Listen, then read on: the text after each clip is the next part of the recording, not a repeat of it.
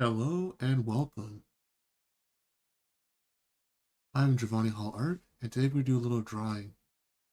Just a little sketching, practicing warm-up sketches, chill session, and listen to a podcast by Rotten Mango and watching YouTube.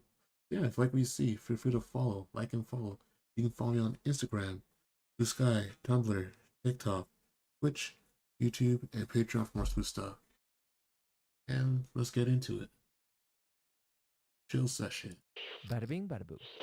During the Olympics, if you ever watch the equestrian games, you're looking at a lot of science inside the horse. The horses are the science. They are fine-tuned like cars. I mean, they're basically Formula One cars, but alive and breathing, and that's, horsepower.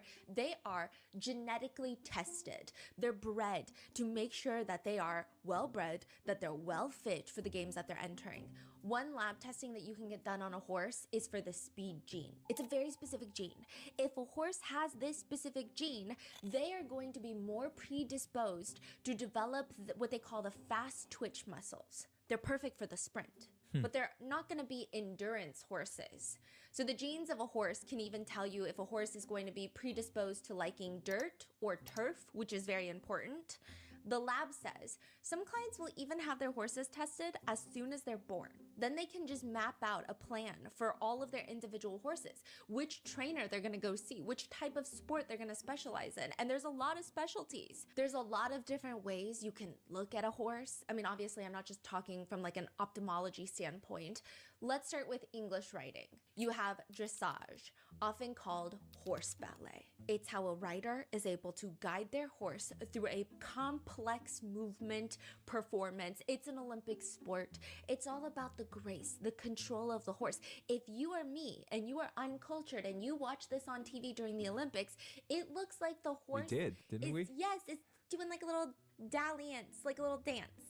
Like a little tippy toe dance. That's what it looks like. The horse is galloping in place. It looks like it's just skipping in place, which, side note, when they skip in place, the horse appears motionless at certain points, but that is exerting an enormous amount of energy on the horse because trotting in place defies the laws of motion for a horse. Interesting. It actually is like physically very difficult. They're probably sweating from trotting in place. And I'm just like, look at him, look at the tippy toes. That's what it is. These horses have to train for like a minimum of 8 to 12 years to do the tippy toe dance. Wow. That's dressage. Then you head into show jumping. That's where the horses and the riders, they have to clear a course of obstacles. They look like fences without knocking them down. It's about speed. It's about clearing the rounds, although most of them look incredibly graceful, I will say. But with any equestrian event, there has to be a lot of trust and relationship established between the horse and the rider. Show jumping, with that being said, so elegant, so graceful, so beautiful. I could never do that. If you've never seen it, I'm just going to give you a visual in your head for the audio listeners. You know when you have the dog competitions and you have the dog like jumping through the obstacle courses? It's like that, but you're on the Australian Shepherd's back. But also, your outfit is great. It looks good. It looks artistic. I'm uncultured. It's the only way I can describe it. The third of the English disciplines is called eventing, where you do dressage, show jumping, cross country. Cross country is essentially American Ninja Warrior, but on a horse. You go through like a full outdoor obstacle course. You've got logs in ditches of water. You've got water features that complicate the horse, and horses get spooked very easily. So you have to make sure that they don't get spooked, and you get penalized for refusals. That's when the horse is like, yeah, I'm not going to do that. You get penalized for that. You get penalized for falling, obviously. Or, interestingly, you get penalized for going too fast or too slow. I didn't know that was a thing, but you have to be in the sweet spot of allotted time. You actually get penalized if you're faster than that allotted time. Every second faster than that little sweet spot time, you have a penalty. Welcome. Why is that? It's you want Welcome to to. the stream. I think that they're also trying to We're prevent sketching reckless, dangerous acts on a horse Huh. by going too fast, and it's about like the agility and the consistent speed instead of just like bursts of sprinting through. So they're looking for a lot of different things. These sports, how much of that is the horse doing the sport versus the person on top of the horse? Both. So there are Thanks for the really, likes. really Appreciate good that. riders, but the horses, that's why horse juice for reproduction is one of the most expensive liquids in the world. If you have a really well-bred stallion, if you have a really well-bred show horse, their specimen to procreate other horses can be very expensive to purchase. So it's all about the horse lineage and also the rider. Yeah. It's a mixture of both. I mean, I don't know. It's hard to say, but I think the Western ones are a little bit more fun. So the Western riding disciplines and competitions, you've got reining. This is about the athletic prowess of the horse. So it's dressage, but kind of more rodeo level. I mean, it's all about how a horse can do a series of patterns, sliding stops, spins, flying lead changes. One Redditor says it primarily focused on moving your Thanks horse for with the very little likes. hand Appreciate movements. that. The focus is on using your seat and your legs almost exclusively to control this horse. How's everyone doing today? Our Hope pioneers, everyone's having a good chill Monday as our so far. forefathers before us, I had a busy weekend. mastering metal and fire. I barely had time to to stay home explore and do anything, untouched frontiers. which is okay. Being busy is good. We are Just built working on a secret project that required me to be out in the real world. into the unknown, That's good, you're doing good. wielding time as our chisel. And the energy is different. It appears that it's taking place inside like a dirt It's good to get pit outside, in a too. stadium. And I Even though love it's winter horses. time right now. I think they're so majestic. I have an irrational fear of sustaining a brain injury on a horse, but other than that, I feel like they're smarter than me. However, Christopher when Reeve you watch this reference. for the first time, all I Superman. can compare it to is like when your dog has He was the known zoomies, the first- and I they're think it was the zooming first and they're like Superman. skidding to a stop, and you're He on was top known of a for, horse. playing That's what a lot of Superman, the Christopher Reeve. Western competitions Everyone knows look this story. like. And I'm sure it takes And a lot I think of it's a skill. horse And then riding you have, accident. Interestingly, I mean, you also have like Unfortunately, the equestrian events left that are more him focused on the paralyzed rider, from the about waist how the neck rider is down, able I to believe. control their horse. Then you have like the show horse events where it's really just about the Ever since I horse saw that itself and their report breeding and their stance and and hearing his all story, of that, as well I was very, as horse show I had a different, performances. Cavalia. I had a It's different like Cirque du view of Soleil animals. meets horses. It's really, Acrobats like, not like on a afraid of horse. them. I mean, these are just a few It made me respect animals. Like, you know what? These are strong and very powerful creatures, and I don't want to mess around with them. And I stay very far out of respect. Like, I remember when I was little, like super small, little. We went to a Circus Soleil thing, and they had elephants, and they were giving out free elephant rides. And back in my mind, I was like, know what? That elephant is massive. The trainer is small. And that elephant's having a bad day. It can do whatever it wants, and nobody will be able to stop that elephant. I was like, no, I'm good. I don't want to ride an elephant.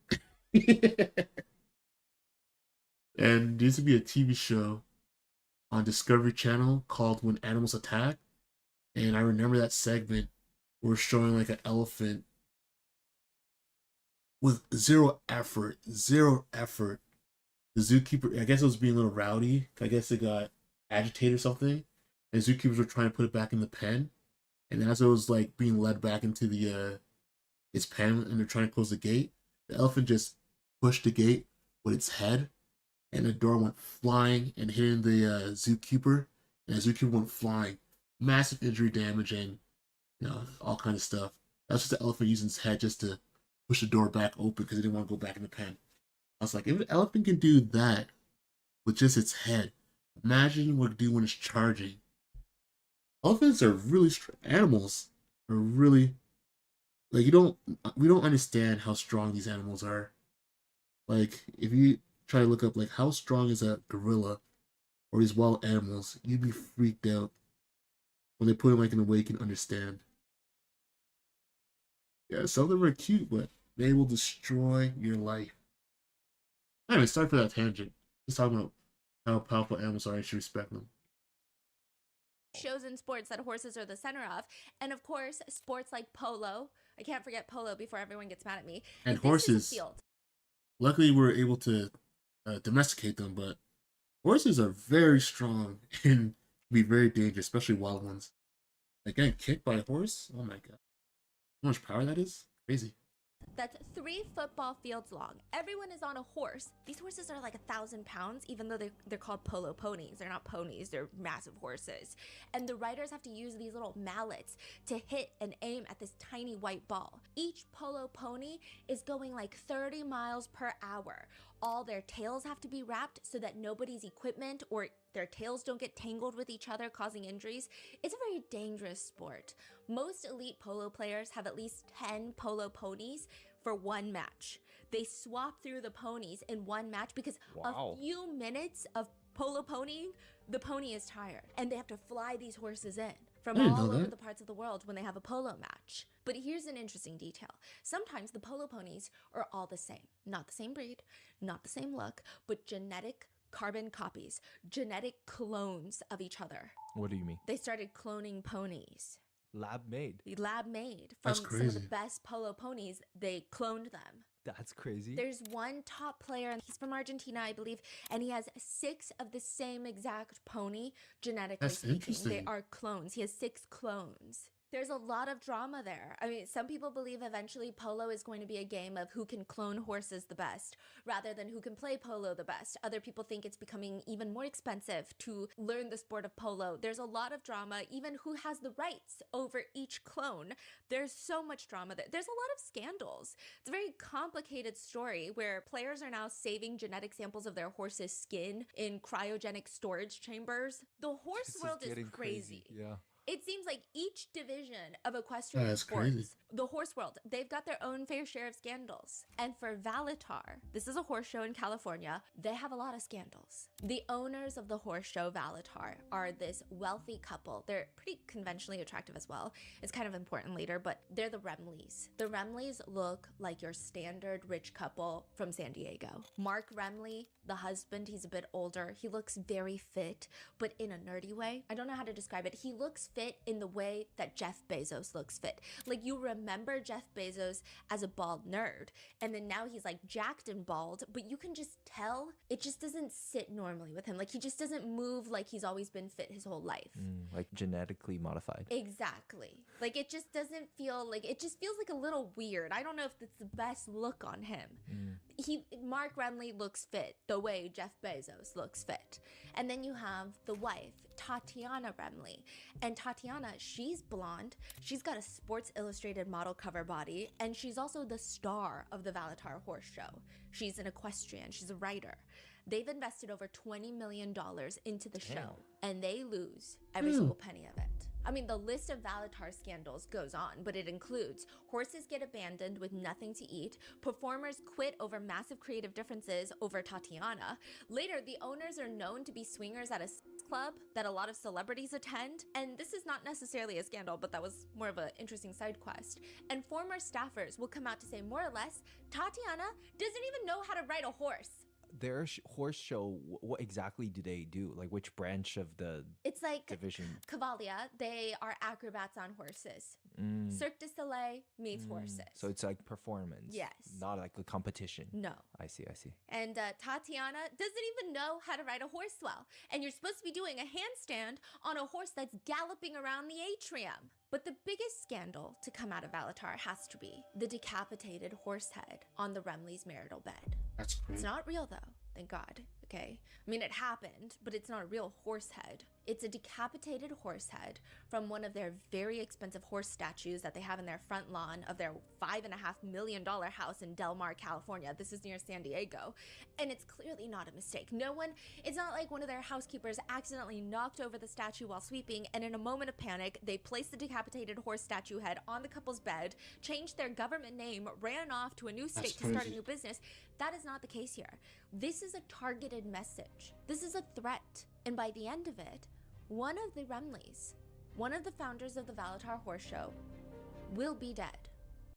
My name is Sherlock Holmes. I've always been more of a thinker than a fighter. The two aren't mutually exclusive. There's an art to fighting. There's an art to war. Larceny, thieving. Those days are surely behind me. I'm in Oxford now.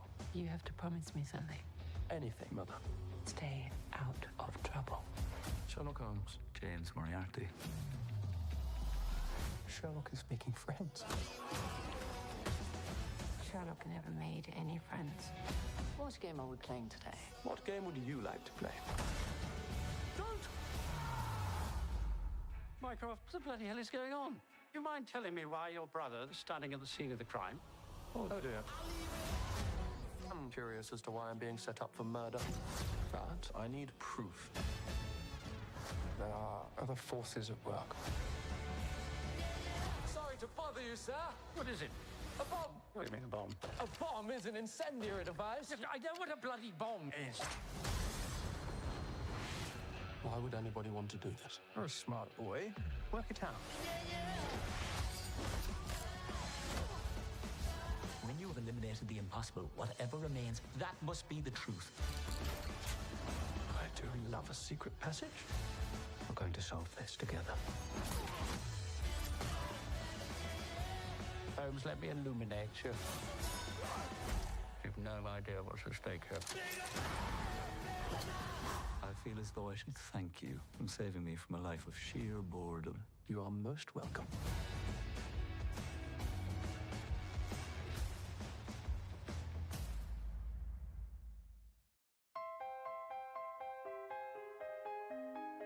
C Robotics is all about automating the repetitive tasks in the infrastructure.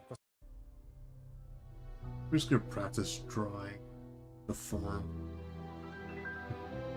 I am rusty.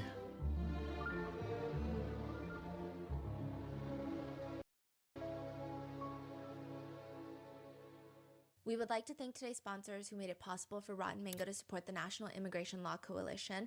NILC is one of the leading advocacy organizations in the U.S. dedicated to advancing and defending the rights and opportunities of immigrants and their loved ones. This episode's partnerships have also made it possible to support Rotten Mango's growing team, and we'd also like to thank you guys for your continued support. As always, full show notes are available at rottenmangopodcast.com. A few disclaimers: there are mentions of potential CA, religious trauma, though very brief, and additionally, mental health and self-exit conversations. So please take care of yourself, and if this becomes too much, take a break, and we will see you in the next one. With that being said, let's get started. When it comes to the ultimate fantasy, the saying is, no two are the same, right? That doesn't apply. Everyone has similar fantasies and interests, apparently. You like watching your partner have intimate relations with somebody else in front of you? Yeah, so did Diddy, okay? Get in line for the chair. What? There's lots of people. Now, the usage of ropes, there's a whole community built on the art of tying rope on somebody. However, even if you have this super niche, specialized interest where you think there's nobody else that has the same fantasy as I do, they are ready, such as watching Lady Antoinette do the bounce on a champagne bottle. A historical figure from France do the bounce on a champagne bottle. If you have thought about that extensively at night and it keeps you up, you are not entirely alone. And there is someone here to make it happen for you. The Sanctum Club. This is the place where nothing legal is off the table. There are lots of places where you can go and watch your partner have intimate relations with someone else right in front of your face, but none of them are like the Sanctum Club. That's what all the Sanctum members will tell you. Sanctum Club is an elite sex club in Beverly Hills that has been called half pagan sex cult, half entertainment mogul after party sex club. Wait, say that one more time. Half what? Yeah, some people think it's like a pagan sex cult. It's like not super religious. Oh. Or it's a half entertainment mogul after party sex club. So where all the Hollywood directors go after the Oscars and they watch everybody do the bounce. Okay, that's like, which one is it? We don't know. Is It's it up still to you. operating? It is still operating with new owners. Okay. Yeah. Okay. Actually, one of the members bought out the club. And they Okay. operate it. I did go on, like I fell down a rabbit hole on Reddit. Some people say it's past its prime time. So there's like lots of debates of which club. And I think they do a lot of more parties and events in New York. And then I went down the whole rabbit hole and they said, the best parties in New York are the ones that you need an invite to that nobody really knows the club name. Anyway. Okay, it's up to you to decide which is a more fitting description for a sanctum. You usually don't even know who's going to be in attendance beforehand. You have to give up your phone at the door. You have to sign an ironclad NDA before going in. The only reason that we even know about this club is, well, for how secretive they are, they've got a whole season of a reality show online readily available to watch, and we're going to get more into that later because Tatiana and Mark Remley are on the show. Okay. That plus a few writers and a few column writers, journalists were allowed inside and were able to describe the party without mentioning any specific guest. Each party is different. Each crowd of attendees is different. But for each party, you have a group of devotees. These are the performers that work for Sanctum. That's what they're called. They are the erotic theater performers. They're the show. Depending on the theme, their performance will differ. Sometimes it consists of them dressing up as bunnies and standing as still as possible as human furniture that you can grow. Other times, after a private dinner party, these devotees will climb on top of the dinner table and carry on with consumption of things that are not food. What? They're all eating each other, okay? They're all doing nasty to each other on the dinner table after the dinner party. I do think the health department might take issue with that, but it's not a restaurant establishment, it's a private party, so I guess perhaps it gets a pass. Sometimes the performance will include one of the devotees dressed up as Lady Antoinette, a historical figure, sitting on top of a coffee table doing ungodly, unspeakable things to a champagne bottle that hasn't been popped yet. And the only thing I can think of is that seems really dangerous. Yeah. Because at least you should empty it, right? Yeah, that's crazy. But the most important part about Sanctum Club, That's actually really alarming. yeah, I know. And it was on the Whoa. reality show. Oh. Oh, yeah. What is on the reality show? The performances on the reality show? Lots of stuff was on the reality show. Okay.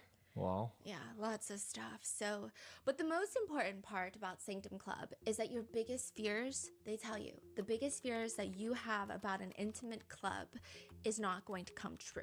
What is the biggest fear?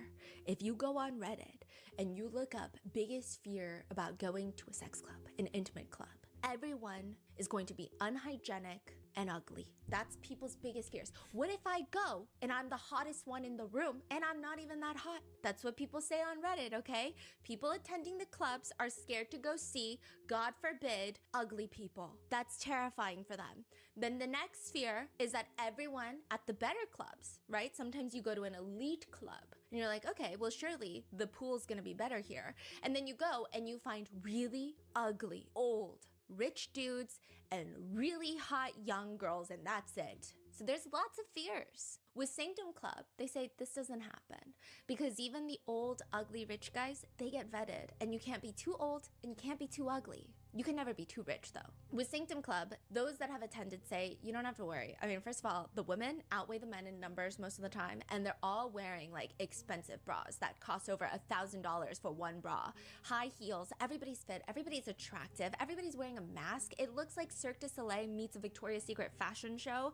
People refer to it as, quote, the most glamorous sex party I've ever been to. It's like the movies Eyes Wide Shut with Tom Cruise and Nicole Kidman. Is it? This is all legal? Yeah.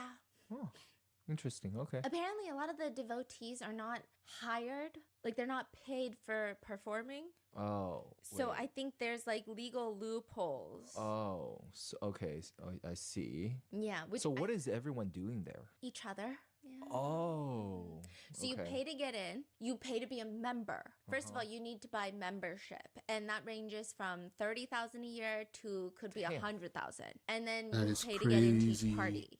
That's crazy. And then once you get in, I'm sure that there are concessions like free drinks and free food, but that's not really what people are there for. They're there That to is- do other things. Yeah. Crazy. What? Yeah. Okay. But I think the prices have changed. I think those were the prices at its height. If I'm not mistaken, on Reddit recently, they had a couple go in for like $1,000 for the couple. It's insane. Yes, it's insane. But they were not paying Just a pressing whole drawing forms. salary a That's year so to be a interesting. member. For drawing Yeah. more Former of a partygoers big would boy argue.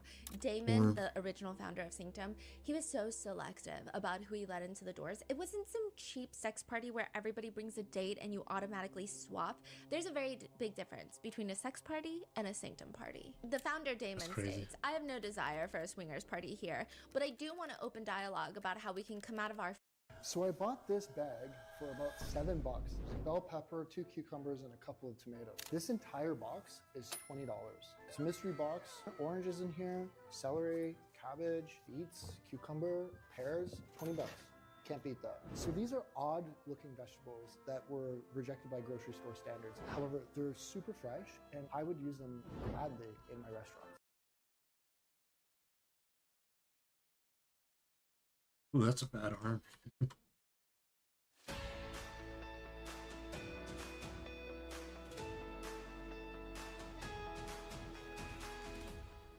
A medical laboratory scientist analyzes body fluids, blood, tissue, and other specimens from patients. We're able to find out what is the disease, the illness, the infection that is causing the patient's symptoms.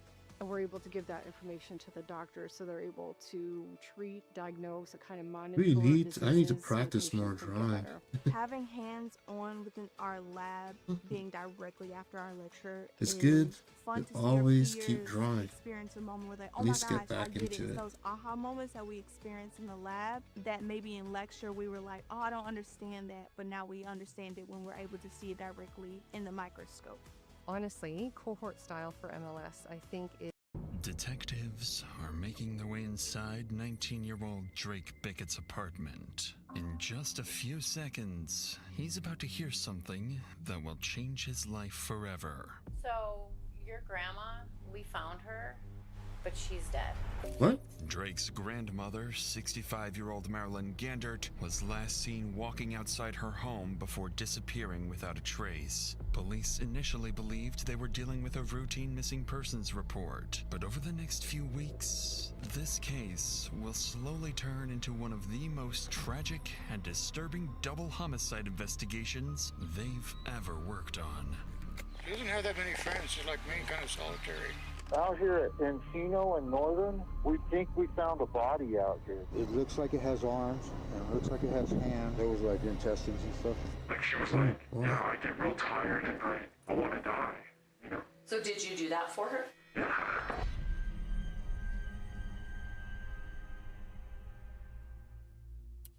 It's around 2 p.m. in the afternoon when Albuquerque police receive a routine welfare check call. Unknowingly, this marks the first clue in one of the most gruesome and twisted mysteries the city has ever seen. Albuquerque Police, how can I help you? I'm at my sister's house, and she's not here. I haven't been able to get a hold of her, and she usually gets back to me because I call her every morning and night. And what's your sister's name? Marilyn Gandert. Well, her vehicle's here, and that's how she travels. I mean, I'm getting worried now. Okay. It's not a good day. Following the 911 call, Officer Barnhill is dispatched to the address to check on Marilyn. When he arrives, he finds Marilyn's younger brother waiting outside the home.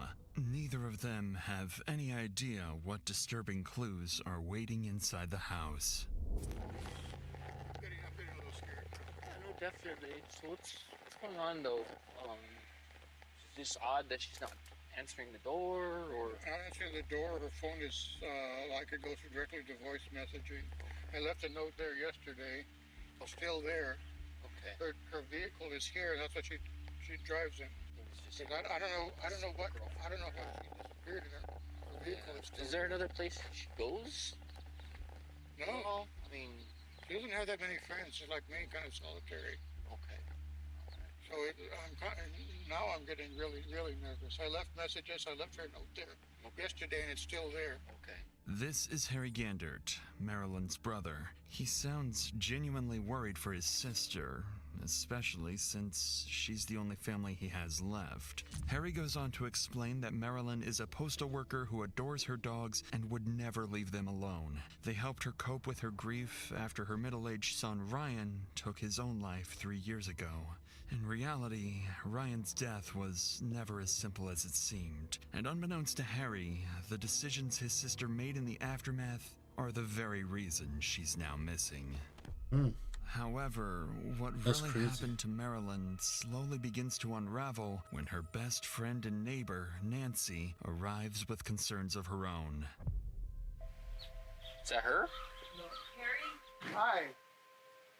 Are you worried about Marilyn too? Yeah. I haven't get a hold of her for a couple of days, and it's just not like her. No, it isn't. And I just did Taylor Ridge, and I'm glad to see her vehicle, but it's scary. So have you gone in? Did you have a key? No, I don't have a key. Do you have a key? No. No? Okay. But the dogs are barking. Did you not yet? I'm gonna go in the back and see if I can see anything, okay?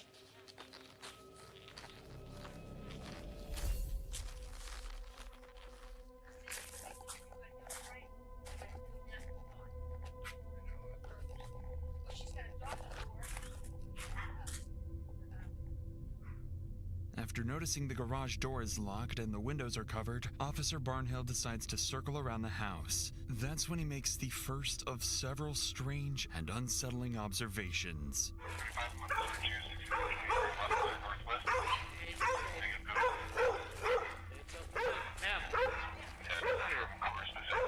I'm gonna go inside, okay? Why? Best friend. I understand that, but there might be somebody in there. You guys are saying people are evicted. Can I go behind you? It's your family, Chief. Come over here. I'm gonna wait for another officer. We're gonna go inside, and then we'll get everything taken care of. I just don't want you to be getting hurt, okay? That's the only issue right now, okay? I appreciate that. Can I look in the window? What's that? Can I look in the window? Yeah, that's fine. I just don't want you getting hurt, okay? Nancy appears restless, convinced that something is deeply wrong. Even though Officer Barnhill tries to reassure her, he can sense it too.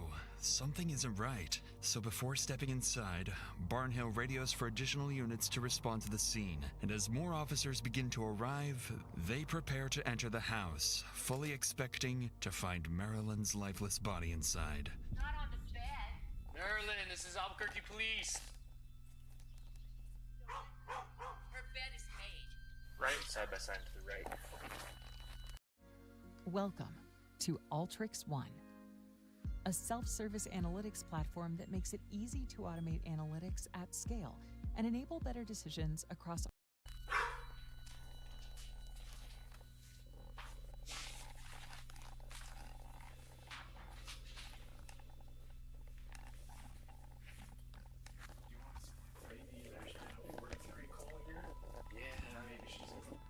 Because there's that.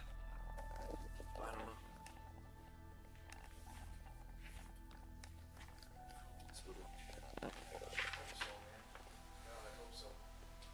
It's just a lot of weird stuff. Just seems well, her keys are in here, huh? So she wouldn't be able to get back in if we secured it. After clearing the entire home, officers find no sign of Marilyn, but they do notice several suspicious details. Items left out of place, house and truck keys sitting on the counter, 2 dogs barking non-stop, and medication left on the table. For a moment, officers are at a loss, but not for long. They're about to learn that Marilyn owns a second property nearby, a rental home occupied by tenants all too familiar to police. And one tenant in particular is Marilyn's teenage grandson, who will soon become central to solving this case. Pretty organized. Oh, very, very organized. Very, very neat. And then these people are actually evicted. Who are they? Her daughter-in-law and Hey, thanks for likes. Appreciate that. who was over here on Taylor Welcome. Ridge. The house is right. Yeah, I know Taylor Ridge. Yeah, I very already well. went by there. Alyssa Bickett. Yeah, I know her. Yeah, that's who she evicted. She evicted Alyssa? Yes, of course Drake was with them, but he once again trashed. Yeah, it's always so bad. Yeah, I've been with Drake 10 times in the past 3 months or something. Our CIT detectives talk to him all the time. And he just doesn't get the help he needs, and you can't force that on him most of the time. So Yeah, because he's an adult. when you went down to Taylor Ridge, was Drake and Alyssa there? Nobody was there as far as I knew, because I just looked for her vehicle. Oh, okay. You didn't And- You didn't knock on the door or anything? I did not knock on the door, Okay. but I'm getting ready to. Yeah, if she's not in here, we'll go and I'll go down there and talk to him. See They're gone. She changed the locks. From They don't have a key. She went to court. She just on that house. Yes. At least not that well. I mean, does she get violent too? Yes. She gets drunk, and that's She's been her violent problem. with police before too. Yeah. What the problem is she And gets. Drake, you said no, right? He's currently going to court for battery on a household. Yeah, that's probably that case when I was there. I'm worried more about Drake's doing something crazy because he's schizophrenic. I mean, come on. The back and forth between the trio reveals critical information. According to Nancy, Marilyn's daughter-in-law, Alyssa Bickett, and her troubled grandson, Drake, were recently evicted from Marilyn's other home on Taylor Ridge Road. Hoping to find Marilyn there, officers head to the address, an address they're all too familiar with, having responded to several domestic incidents involving the family in the past. But this time, things will be different. As officers arrive, they're unknowingly on the brink of walking into a murder scene and coming face to face with a killer hiding in plain sight.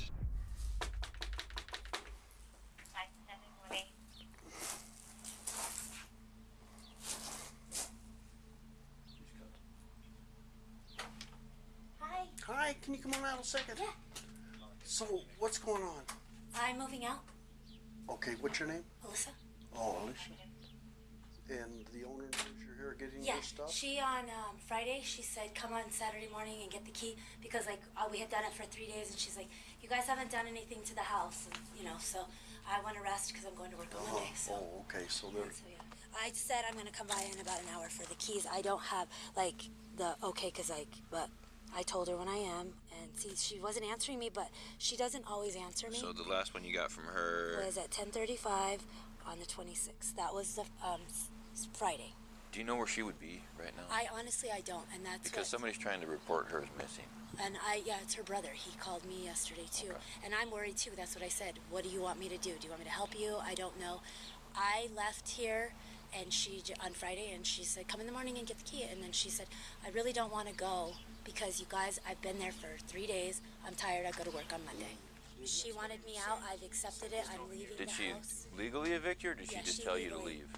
Okay. But she gave me extra time because if you knew how much stuff I had, I mean, I had 23 years of my life. I have 3 Sure. kids. I've been here before. Yeah, Reference, Drake. Yeah. Yeah. Where's Drake? He's at a hotel. Okay. How's that going for you? It's going okay. He's gotten better. Okay. He's gotten better. He doesn't really help me. That's why I don't. I mean, he came over. He helps me. He helps me a little bit, and Yeah. then He's not here now. No. You know, So you're here alone? No, I have my friend Annie. She was Okay. one of my roommates. We're just getting it cleaned up and packing everything. Like I had a lot of books. I mean, you know. Okay. I'm sorry. Do you have your ID? I'm just going to note that you were here and I spoke to you. An IQ of 85 to 115 is considered average in the U.S., and IQ of 115 to 145 is considered high, and an IQ 100. According to Alyssa, she'd been moving her things out while her son, Drake, and her roommate, Annie, were helping. Marilyn had given her extra days to move out, and the messages on her phone seemed to confirm this. But it's still unclear why exactly Marilyn was evicting her daughter-in-law and grandson, something that will later turn out to be central to Marilyn's disappearance. For now, though, what catches the officers' attention is that they've been to this house before, responding to domestic incidents involving Alyssa's son, Drake, who suffers from schizophrenia. He also has a previous charge of battery on a peace officer. So far, Alyssa's story seems to check out, but the moment she steps inside, Officer Barnhill makes an interesting observation. She says she just disappeared. She spoke to her on Friday. But did you She got a key. Did you see the scratches on her neck? Huh? What? She's got scratches on her neck. Well, she's moving now. 2-3 scratches on her neck from moving. I know I'm bleeding when I move. Well, this lady, like this lady. That one cop who said, "I know I bleed when I move." I can understand scratches on your arms and legs. But the neck? Anytime I see scratches on someone's neck, I either assume there's a fight or some very passionate activities going on. I could be wrong. Lady doesn't. Scratches on that. Yeah. He's what? I'd like to check the house. Thank you. Hi. Appreciate the cooperation. Thank you. Have a good day. Good luck moving. Thank you.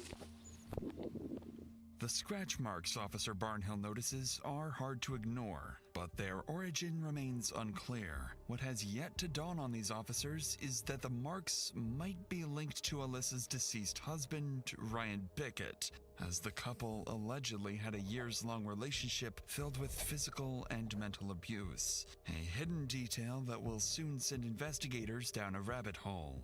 But before officers can dig deeper, a familiar vehicle pulls up by the side of the road. It's Marilyn's neighbor, Nancy. She's curious about what the officers have uncovered so far, but more intriguingly, she seems to be several steps ahead of them.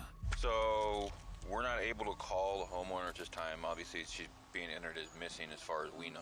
The homeowner. She does have text messages. We're gonna keep drawing more poses. Saying for her to come get the key last Friday, and she would This give could her be a the chill time to warm-up move her session. stuff out is what she's doing today. Get back to the drawing flow. Key on Friday. That is so not Marilyn. That's somebody texting from Marilyn's phone. And I don't know Marilyn. I do. 15 years I worked with her as a letter carrier at the post office. But let's that's a very hope that's dynamic not the pose. case, and Well, hopefully Marilyn's just taking a mental break for a couple days. But okay. All right, ma'am. We'll see you later.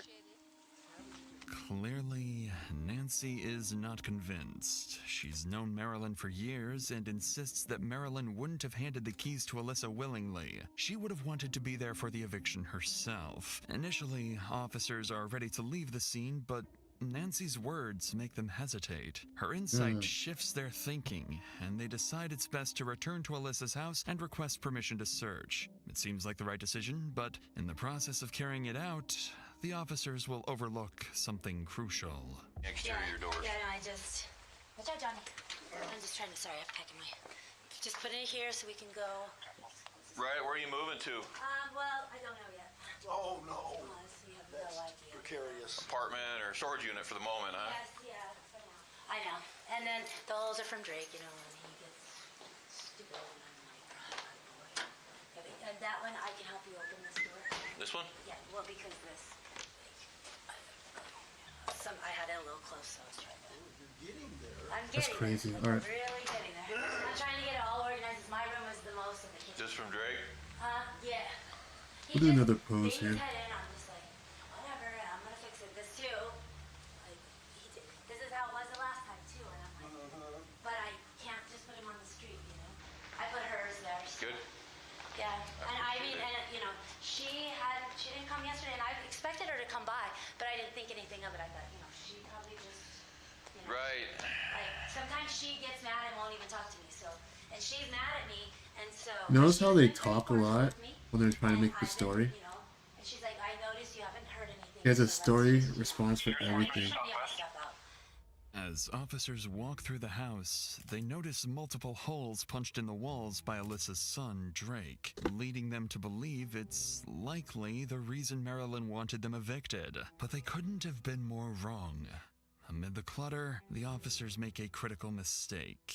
They overlook crucial evidence that could have made Alyssa a prime suspect. Marilyn's purse, medication, vehicle keys, and something far more gruesome. With nothing substantial and no clear reason to suspect Alyssa, the officers leave the scene empty-handed. But just before heading back to the station, they make one final encounter with a passing neighbor. Someone who offers a chilling hint as to why Marilyn was so determined to evict Alyssa. Steve, buying a rental car is like marrying a hooker. What? I get that comment probably the most out of any comment. And what most people don't understand is rental companies maintain their vehicles meticulously. Every time they're rented, they come back, they clean them, and they make sure they don't need any service. And if it does need service, they do it right on the dot at the service intervals. See, buying a rental car is a really good option if you're someone who is looking for financing. Because these vehicles are... They were evicted last week. When was the last time you saw the property owner? Thursday or Friday. Thursday or Friday? Marilyn Gandert is the property owner. She said they were not supposed to be here without her being present. I would not put those people past making sure she disappeared. Just because, I mean, you know the history of the house. Alleged Russian roulette games. Needless to say, the neighbor's remark reveals even more concerning details. But with no concrete evidence, officers are left with little they can act on. So with all of the statements and information they've gathered, officers return to the station and pass it along to investigators, who spend the next couple days combing through files. What they uncover next is a twist no one could have anticipated. As investigators dig into Marilyn's inner circle, they quickly find themselves down a rabbit hole of potential double murder. It turns out that Marilyn's son, Ryan Bickett, who was also Alyssa's husband, had been allegedly playing Russian roulette inside that very house when he took his own life 3 years ago. Reports show that Ryan was allegedly abusive towards Alyssa, and the two had a tumultuous relationship leading up to his death. Investigators also learned that Marilyn had allowed Alyssa and her grandson Drake to continue living in their home, but only on the condition of paying rent. With Marilyn now mysteriously gone, detectives begin to suspect that Alyssa might be involved in her disappearance. They theorized that Alyssa could have been responsible for Ryan's death, and that, after years of enduring the ongoing abuse, Marilyn, out of compassion, allowed Alyssa to stay rent-free for some time. But when Marilyn started demanding rent, the tension between them escalated to a dangerous point. With this in mind, detectives now find themselves investigating a possible double homicide of a mother and her son. But with little more than speculation and no solid leads, the case remains an unresolved mystery. At around noon on January 27th, police in Rio Rancho, New Mexico receive a call from a remote location. Sandoval County 911, what is the exact location of your emergency? Out here at Encino and Northern, Okay, tell me Who's exactly in what this happened. out we here? think we found a body out here. I in think the road, like and that lake should somebody be has a put bit it on like longer. a mattress or something and burned it. And it looks like it has bones in it, and you can see intestines and guts. You can't burn a body I don't know. in an open flame. It's weird. Doesn't get hot Officers enough. from the Don't Sandoval ask me County how I Sheriff's know. Office rushed to the address. That's a unsure mistake a whether lot of what the these caller people reported make. is They think they can truly burn a human body. remains, but the location is You eerily can try, deserted. but there'll be A so much perfect dumping evidence and ground stuff for left behind. bodies, and the Only way to very get rid of a reason so many body, mysteries apparently, from miles away is go cold, as cremation, this like, officer over is about to 1,000 discover. degrees. Go down to this first corner, take a right, look to the first Can't road, burn a take a body, left, guys. and it's right there. It's. What do you think it is? They burn it. This is the only reason why I know that because I It watch looks too like much a true body to crime me. stuff. I don't know, man. It looks like it has arms. It looks like it has hands, and they're all curled up. And I don't know. It's like you can see bones out of the knees, and it looked like it had lips and teeth. And I didn't See like organs or anything like that? Yeah, there was like intestines and stuff. Any hair? I didn't see any hair. It looked like the head. It looked like it had clothes on it. But I So, are you okay if we follow you that way? Yeah. Let's do that Come on. then. Okay, yeah, follow. Oh yeah. This is Detective Myers, being led to what a witness claims is a charred body by the side of a deserted road. He has no idea just how brutal the scene awaiting him truly is, and that it holds the key to solving a mystery nearly 30 miles away. It's not real, it's creepy. I think it looks like it has lips and teeth in there. Okay. I don't know if it's real or. Yeah, it's creepy. Yeah, it looks like a burned body. It's got hair. It looks almost like a kid. I'm not gonna lie to you. It's like a really small son that's got I mean, I'll let you be the judge when you get out here, but from what I can tell, it's got hair, it's got a mouth, it's got intestines. It looks like a burned body. The body is completely unrecognizable, with organs exposed, and it appears to be a woman of small build. However, the couple who discovered the body noticed something else, something that would point to not one, but multiple twisted killers. Okay. And last night after I got home, it was real eerie quiet. Like After you got home at 1, there's nobody out here that you saw? no sounds, not even the coyotes howling. Yeah, you got pictures of them, just so we can differentiate Let them. them know that they did say that they saw footprints heading toward Encino. They did say they saw one. Like on the road? One set. They saw one set coming in and then one set going out. So I don't know. The treads looked like they could be tactical, but they were Like small. boots like this or Yeah. something? Okay. Well, again, guys, you guys are more than helpful. We appreciate it, and you're all good to go. Okay. Hope it's fake. Yeah, well, that's all we can hope for. So We'll see. Have a good one, folks. All right, thanks. According to the witness, residents nearby noticed at least 2 sets of footprints, both looking like women's shoes. Officers secure the scene, record witness statements, and transport the body for autopsy. An almost impossible task, given the body's advanced state of decay. 72 hours later, the findings arrive. Tragically, the woman by the side of the road has been identified as a resident of Albuquerque, none other than the missing 65-year-old Marilyn Gandert. The identification was made through dental records, confirming the worst fears of those searching for her. Immediately after this revelation, the Sandoval officers make an urgent call to Albuquerque police to inform them. Upon receiving the news, investigators immediately start to seriously consider the double homicide theory that Alyssa killed her husband 3 years ago and now her mother. Investigators didn't know it at the time, but they haven't even uncovered the worst part yet, because one final twist was with— Alrighty. I'm gonna end my stream here. We're just doing a little quick warm-up sketching. I'm gonna do some more practicing offline. I thought I might as well just record some, just trying to get back into drawing again. I was just doing a little posing and stuff. Yeah, little sketches. Nothing solid here, but just warming up, practicing, getting back into the flow. Yeah, if you'd like me to see, feel free to follow. And you can check out my fully completed artwork on my Instagram, TikTok, Blue Sky, Tumblr, Twitch, YouTube, and Patreon for more cool stuff. I have full artwork there. Take a look at that. This is like my process, like just warming up, sketching, posing things out, trying to draw different body shapes and forms. A little rusty at the moment, but we'll get back into it. Alright. I'm Giovanni Hall Art, and I'll see you guys in the next one. Have a good one. Bye.